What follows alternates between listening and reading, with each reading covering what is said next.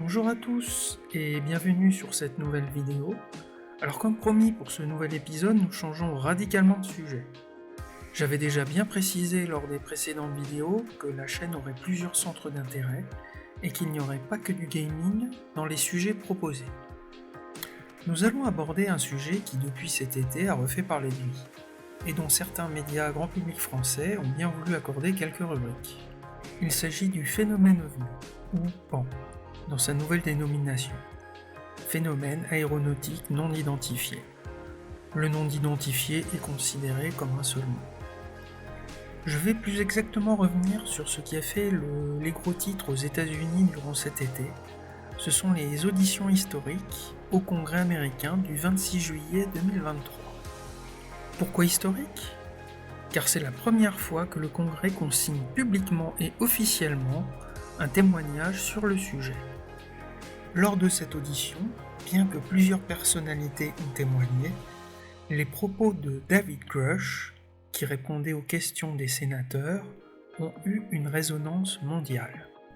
David Grush est un ancien colonel de l'armée de l'air américaine, qui, à la suite de sa carrière militaire, a eu une affectation élevée au sein du NRO, qui est une agence de renseignement aux États-Unis. Cette agence a notamment en charge de piloter de nombreux satellites espions pour le gouvernement américain, et elle fait partie du département de la Défense.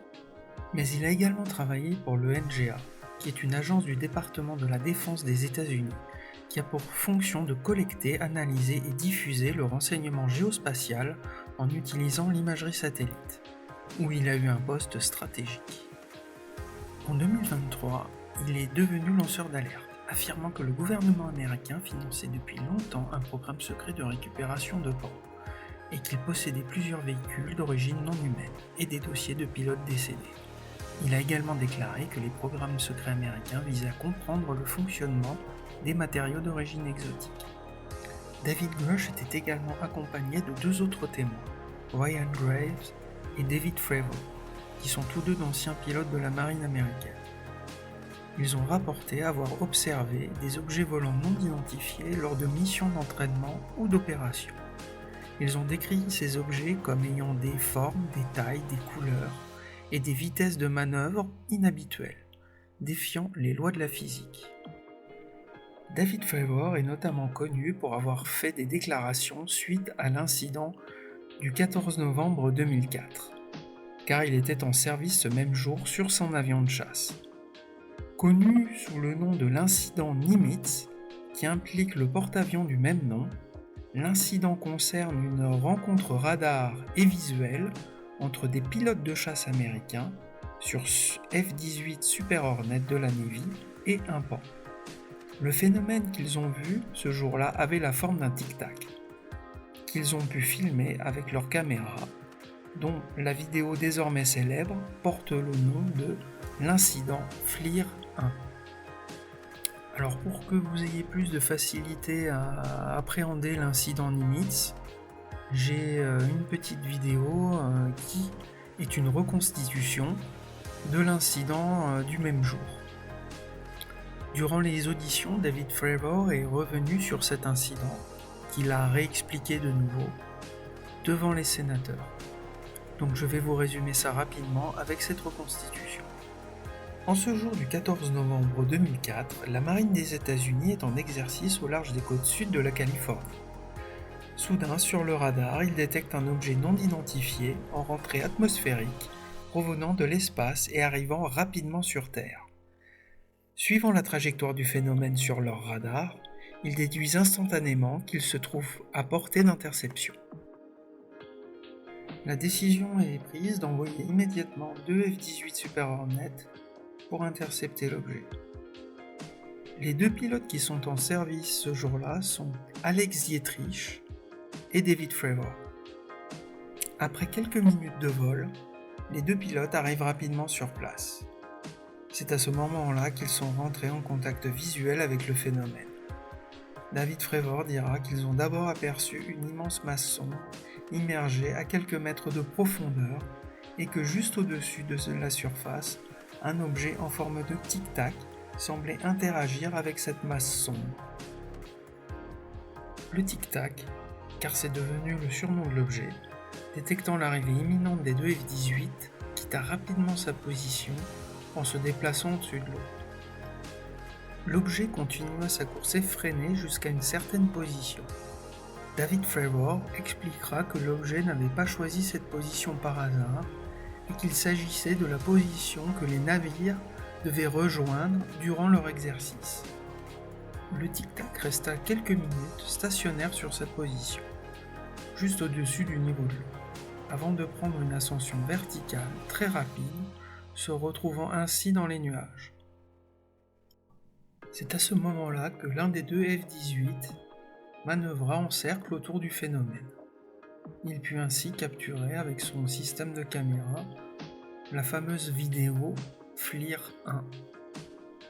David Fravor expliquera qu'ils ont reçu plusieurs fois l'ordre d'engager le phénomène avec leurs armes, mais qu'à chaque fois qu'ils activaient leur système d'armement, ils avaient des pannes électroniques, et que dès qu'ils coupaient leur système d'armement, les systèmes électroniques revenaient à la normale. Ceci résume de façon rapide les déclarations de David Fravor sur l'incident Nimitz lors de l'audition. Suite à ces auditions, une nouvelle loi a été promulguée protégeant les lanceurs d'alerte. Cela fait maintenant à peu près 2 mois que les auditions se sont terminées. Depuis, les choses ont quelque peu bougé. Selon le journal d'investigation public, au moins une trentaine d'autres lanceurs d'alerte travaillant pour le gouvernement ou sous-traitants du gouvernement ont témoigné devant le Congrès. Et pour ceux que ça intéresse, je mettrai le lien de l'article dans la description. Alors le mois de septembre a vraiment été très riche, car le Parlement du gouvernement mexicain a aussi fait parler de lui sur le sujet. Le 13 septembre 2023, lors d'un colloque au Parlement du Mexique sur le phénomène OVNI, des soi-disant momies extraterrestres ont été présentées au public. Cette présentation de Jane Maussan, autoproclamée spécialiste en ufologie et ayant un passé plus que douteux, est rapidement tournée au ridicule, passant une fois de plus le sujet pour une farce. Il est rapidement prouvé que les momies étaient créées à partir de restes humains. Cette déclaration voulant faire du sensationnel n'a eu que pour effet de tourner en dérision le sujet, se moquant des autres intervenants qui venaient parler sérieusement du sujet. Personnellement, je pense qu'il s'agit d'une manœuvre du gouvernement mexicain suite aux déclarations qui ont été faites au Congrès des États-Unis sur le sujet. Cette manœuvre n'a que pour seul but de montrer aux États-Unis que eux aussi peuvent manipuler les gens et mentir sur le sujet. Alors attention, je ne dis pas que le phénomène n'existe pas.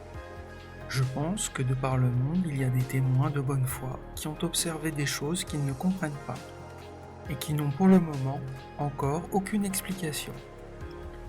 Mais j'aimerais également mettre en évidence la capacité de certains gouvernements à utiliser le sujet à des fins stratégiques, faisant croire qu'ils possèdent des technologies supérieures aux autres pays, montrant ainsi leur domination face aux autres nations.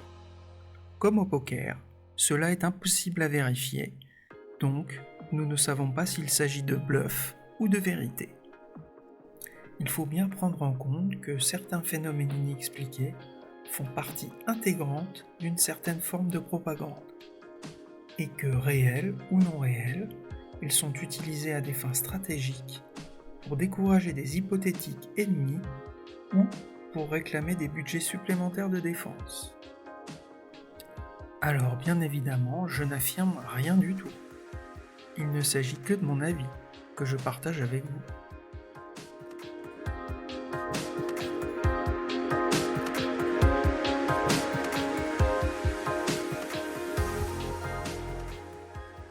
Pour ma part, je pense qu'il s'agit d'un sujet très sérieux, qui a été trop longtemps tourné en dérision.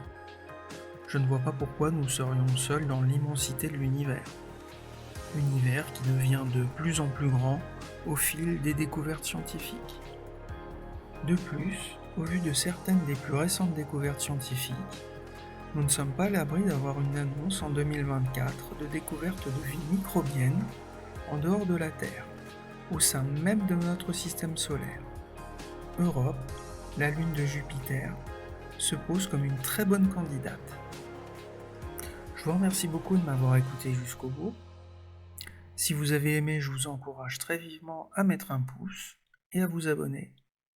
Merci beaucoup et à la prochaine!